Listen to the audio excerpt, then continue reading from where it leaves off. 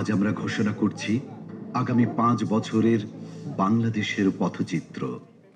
একটি এমন বাংলাদেশের অঙ্গীকার যেখানে থাকবে ন্যায় বিচার, সুশাসন ও মানবিক মর্যাদা, যেখানে সরকার হবে জনগণের সেবক এবং জবাবদিহিমূলক প্রতিনিধি। এই লক্ষ্য সামনে রেখে আমরা প্রকাশ করতে চলেছি বাংলাদেশ জামায়াতে ইসলামীর নির্বাচনী ইশতেহার ২০২৬। আমরা চাই এমন একটি বাংলাদেশ যেখানে মানুষ নিরাপদে বাঁচবে, মর্যাদার সাথে বাঁচবে এবং ন্যায় ও ইনসাফের সাথে এগিয়ে যাবে। এই অঙ্গীকার নিয়ে আমাদের নির্বাচনী ইশতেহারের নামকরণ করা হয়েছে নিরাপদ ও মানবিক বাংলাদেশের ইশতেহার। আমাদের ইশতেহারটি 10টি মূল বিষয়কে কেন্দ্র করে তৈরি করা হয়েছে। প্রতিটি বিষয়ই এক একটি স্তম্ভের মতো, যা আমাদের নীতির ভিত্তি এবং দৃষ্টিভঙ্গি নির্দেশ করে। আমরা যথাক্রমে রাষ্ট্রের সকল নাগরিকের সাথে সমস্বরে 5টি মৌলিক বিষয়ে হাঁ বলতে চাই, আর তা যথাক্রমে সততা, ঐক্য, ইনসাফ, দক্ষতা ও কর্মসংস্থান। যেভাবে কিছু বিষয়ে আমাদের অবস্থান স্পষ্টভাবে হাঁ এর পক্ষে, ঠিক তেমনি 5টি বিষয়ে আমাদের অবস্থান দ্ব্যর্থহীনভাবে না। আমরা শক্তভাবে না বলতে চাই দুর্নীতি, ফ্যাসিবাদ, আধিপত্যবাদ, বেকারত্ব ও চাঁদাবাজিকে। এই 10টি বিষয়ে আমাদের অবস্থান নির্ধারণ করে দেয় আমাদের দৃষ্টিভঙ্গি। আর এই দৃষ্টিভঙ্গিকে বাস্তবে রূপ দিতে বাংলাদেশ জামায়াতে ইসলামী আগামী 5 বছরের সরকার পরিচালনায় 26টি বিষয়কে অগ্রাধিকার দেবে। 1. জাতীয় স্বার্থে আপোষহীন বাংলাদেশ। এই স্লোগানের আলোকে স্বাধীনতা, সার্বভৌমত্ব ও জাতীয় স্বার্থে আপোষহীন রাষ্ট্র গঠন, ন্যাশনাল ইন্টারেস্ট। 2. বৈষম্যহীন, ন্যায় ও ইনসাফ ভিত্তিক একটি মানবিক বাংলাদেশ গঠন, সোশিয়াল জাস্টিস। 3. যুবকদের ক্ষমতায়ন এবং রাষ্ট্র পরিচালনায় তাদেরকে প্রাধান্য দেয়া, ইউথ ফার্স্ট। 4. নারীদের জন্য নিরাপদ, মর্যাদাপূর্ণ ও অংশগ্রহণমূলক রাষ্ট্র গঠন। 5. আইন শৃঙ্খলা পরিস্থিতির সার্বিক উন্নয়নের মাধ্যমে মাদক, চাঁদাবাজ ও সন্ত্রাসমুক্ত একটি নিরাপদ রাষ্ট্র বিনির্মাণ। 6. সকল পর্যায়ে সৎ নেতৃত্ব প্রতিষ্ঠা ও প্রাতিষ্ঠানিক সংস্কারের মাধ্যমে দুর্নীতিমুক্ত রাষ্ট্র গঠন। 7. প্রযুক্তি নির্ভর আধুনিক ও স্মার্ট সমাজ গঠন। 8.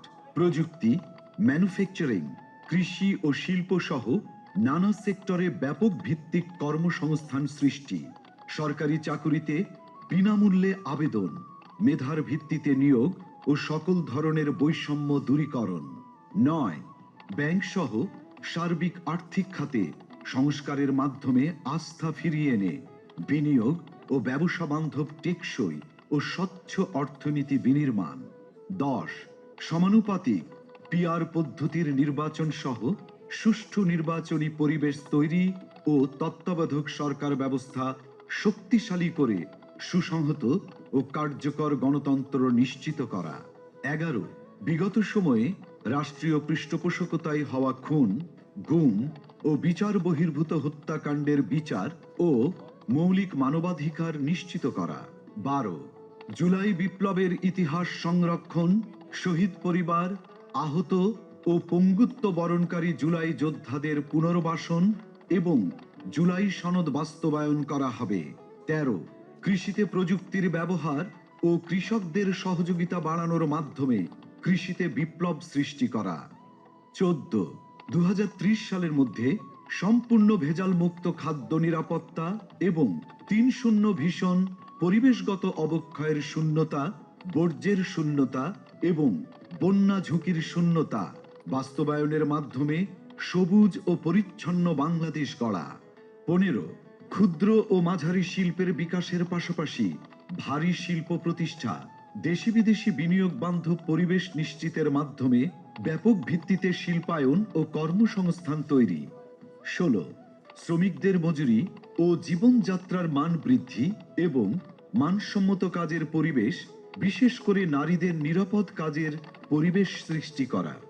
17 প্রবাসীদের ভোটাধিকার সহ সকল অধিকার নিশ্চিতকরণ এবং দেশ গঠনে আনুপাতিক ও বাস্তবসম্মত অংশগ্রহণ নিশ্চিত করা।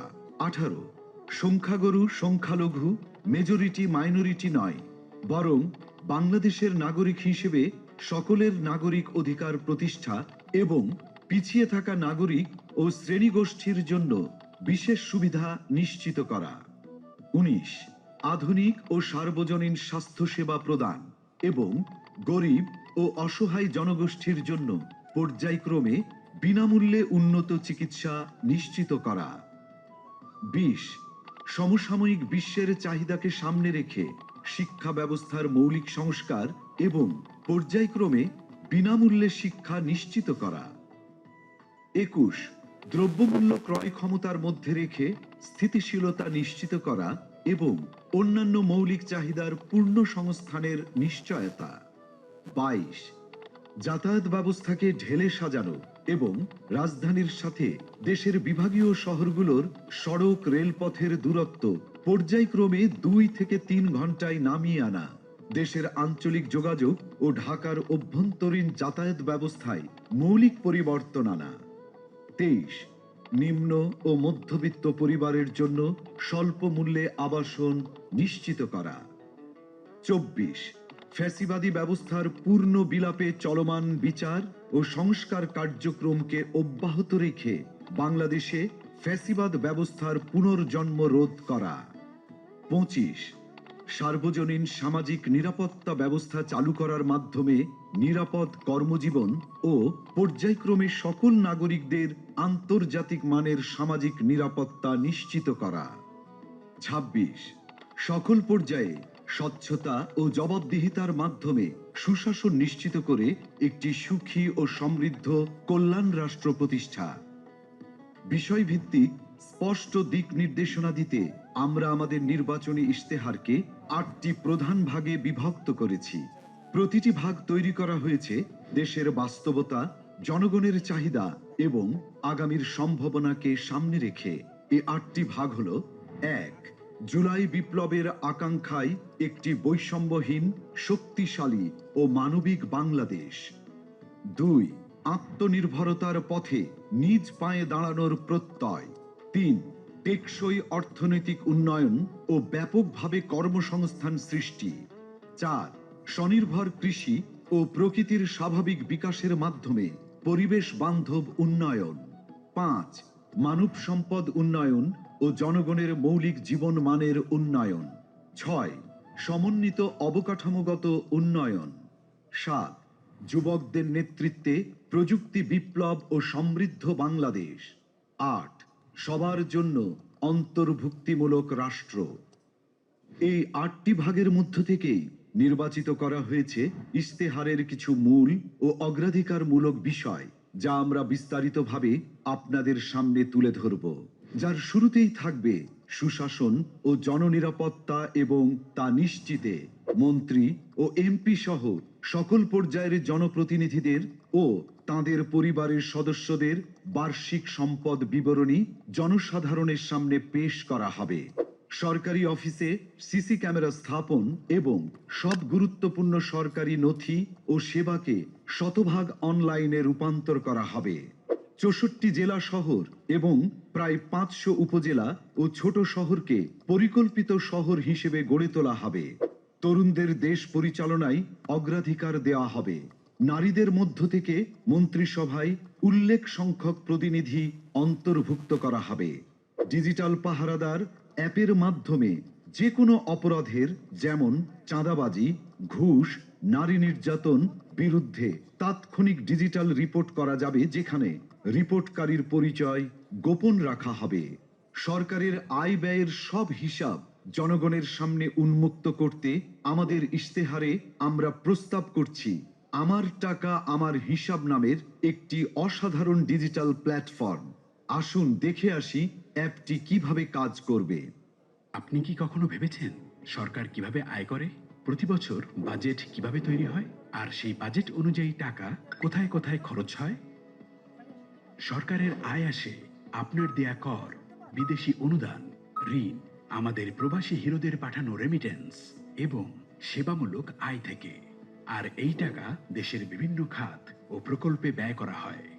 যার সঠিক হিসাবটা জানা রাষ্ট্রের নাগরিক হিসাবে আপনার একটি অধিকার। বর্তমানে এই হিসাব জানার প্রক্রিয়া অনেক জটিল ও কঠিন। কিন্তু কেন বারবার আপনাকে এই বিষয়ে অন্ধকারে রাখা হয়? কারণ এই জটিলতাই দুর্নীতিবাজদের জন্য একটি নিরাপদ আশ্রয় তৈরি করে, আর অপরাধীরা থেকে যায় লোকচক্ষুর অন্তরালে। এবার সেই সমস্যার সমাধান হবে আমার টাকা আমার হিসাব নামের একটি অসাধারণ ডিজিটাল উদ্যোগের মাধ্যমে। এই প্ল্যাটফর্ম ব্যবহার করে আপনি সরকারের বার্ষিক আয় ব্যয়ের পুরো হিসাব দেখতে পারবেন, জানতে পারবেন সরকার কত টাকা কর পেয়েছে, বিদেশ থেকে কত অনুদান এসেছে, কত ঋণ এসেছে, কত টাকা এসেছে সেবামূলক আয় থেকে, এবং মোট কত টাকা রেমিটেন্স দেশের অর্থনীতিতে যোগ হয়েছে। জানা যাবে সেই আয়ের টাকা কোন খাতে কোথায় কত খরচ হয়েছে এবং হচ্ছে। এমনকি নির্দিষ্ট এলাকা অর্থাৎ জেলা, উপজেলা বা থানা পর্যায়েও আয় ব্যয়ের হিসাব জানতে পারবেন। নির্দিষ্টভাবে কোন প্রকল্পে কত টাকা খরচ করা হয়েছে তাও জানা যাবে এই প্ল্যাটফর্ম ব্যবহার করে। এই প্ল্যাটফর্মের মাধ্যমে ব্যয়ের কোনো অসঙ্গতি চোখে পড়লে আপনি প্রশ্ন করতে পারবেন, প্রয়োজনে অভিযোগও জানাতে পারবেন। এভাবেই আমরা সবাই নিজ নিজ জায়গা থেকে দেশের আয় ব্যয়ের প্রতি সচেতন হব।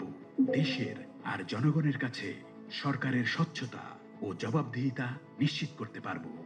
এই সুন্দর উদ্যোগটি সত্যি করতে প্রয়োজন আপনার একটি মূল্যবান ভোট।